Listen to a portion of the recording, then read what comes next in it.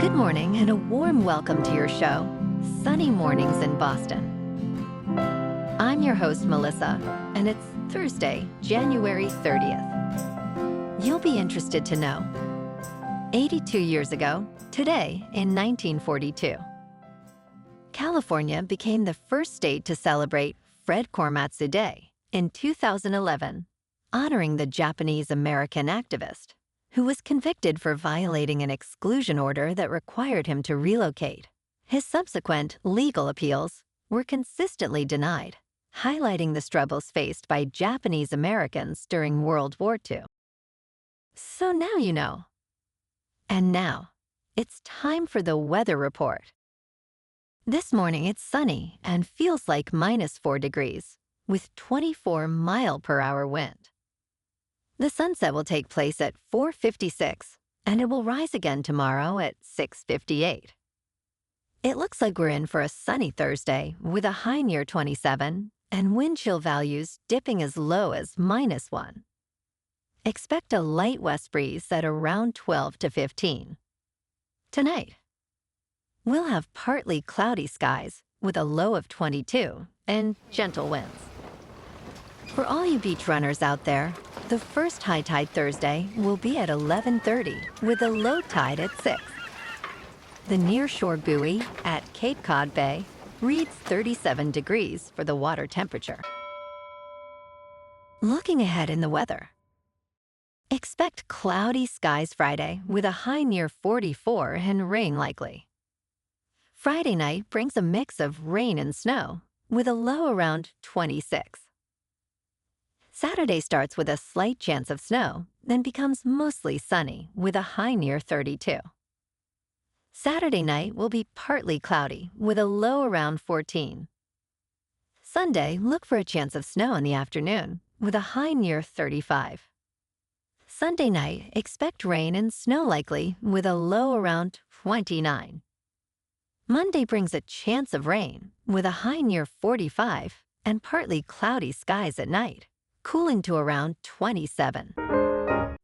Bonjour, food enthusiasts. This podcast is brought to you by Versailles Cafe and Pastries in Encinitas. Nestled on El Camino Real South, just north of Encinitas Boulevard, this cafe is a haven for culinary delights. Indulge in their amazing Eggs Benedict or their gluten-free crepes. You can grab a panini for lunch or just breeze on through to get your morning coffee. They are open every day from 8 to 5. So stop on by and don't forget to tell them Sunny Morning sent you. In local news, a trial board hearing for suspended Massachusetts State Police Trooper Michael Proctor concluded without any decisions and will resume on Monday, February 10th. This hearing, held at General Headquarters in Framingham, is not accessible to the public or media. Proctor, suspended without pay since July 2024, faces scrutiny following disparaging texts he sent during an investigation into the death of Boston police officer John O'Keefe. The internal affairs investigation could lead to charges, reviewed by a board of 3 officers, appointed by Colonel Jeff Noble. Proctor's supervisors also faced disciplinary actions related to this case.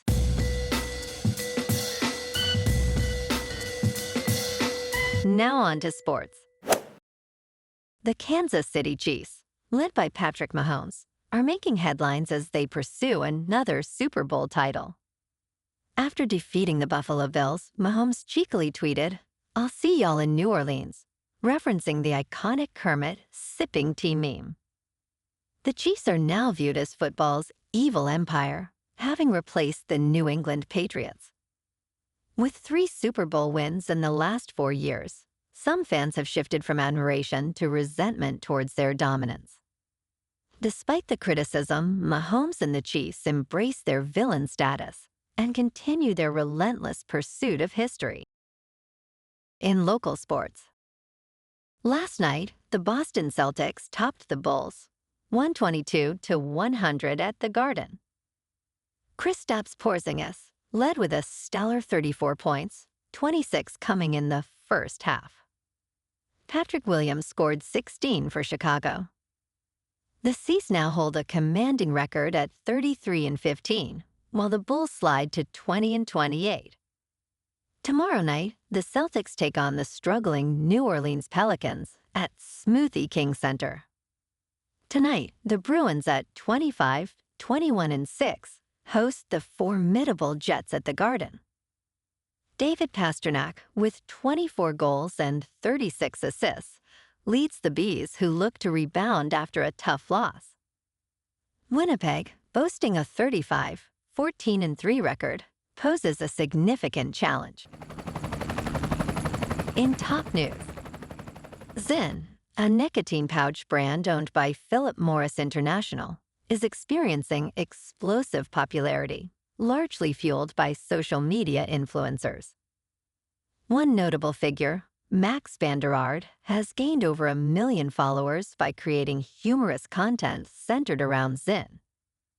This unregulated promotion has attracted various demographics, including young adults and conservative figures. However, with Zyn being illegal for anyone under 21, concerns arise about its appeal to minors. Despite claims of marketing only to adults, Philip Morris faces scrutiny as Zyn's casual promotion continues to thrive, reminiscent of the youth vaping crisis surrounding Juul. In business news, Elon Musk has announced an ambitious timeline for Tesla's Robotaxi service, expecting a fully autonomous ride-hailing network in select California cities by the end of 2025. During a recent earnings call, Musk revealed plans for an initial launch of unsupervised, full self-driving taxis in Austin, Texas this June. Unlike competitors that utilize expensive sensors, Tesla's cost-effective, vision-only approach relies on cameras. Despite safety concerns and investigations into its self-driving software, Musk assures that safety is a priority. He anticipates launching the Cybercab service in several cities by 2026, as investors remain optimistic about Tesla's future. In crypto movement, Bitcoin is up 3% to about $105,000. Ethereum is up 2% to just under $3,200. And Goatse's Maximus is moving on to a more local vibe. In our community spotlight on health and wellness, we are working with a national Pilates studio to bring you some free classes, so listen up. Check out Club Pilates, with several locations in the Boston area. Pilates presents a comprehensive wellness approach, cultivating strength, reducing tension, and elevating mental well-being. Scientific research affirms its benefits. So now you can check out Club Pilates for a free class. With locations in Canton, Wellesley, Hingham, Brookline, and Framingham, just be sure to tell them Sunny Morning sent you by. And now, back to the show. Let's talk tech.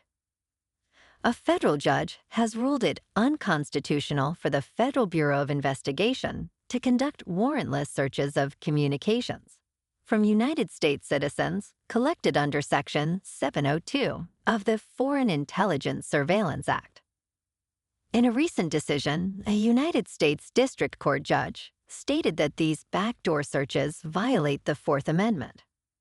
The Electronic Frontier Foundation notes that while Section 702 allows the collection of foreign communications, it should not infringe upon the rights of U.S. residents.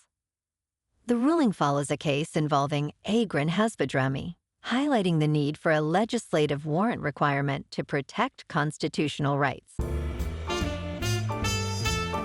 And in entertainment news, Texas-born actors Matthew McConaughey and Woody Harrelson have reprised their True Detective roles in a video urging the state legislature to increase Hollywood productions in Texas. The 4-minute clip, titled True to Texas, features the duo alongside Dennis Quaid, proposing the creation of films, television shows, and commercials in the state. McConaughey describes Hollywood as a tuneless, flat circle of wood, advocating for a renaissance in Texas filmmaking. Recently, the Texas Senate announced a proposal to invest $498 million into the Texas Film Incentive, aiming to transform the state into the movie capital of the world. Well, alrighty, folks, it's time for the quote of the day. And today, our quote comes from the ancient Greek philosopher Aristotle. And he said, "We are what we repeatedly do." Excellence, then, is not an act, but a habit. And that's a wrap for this morning.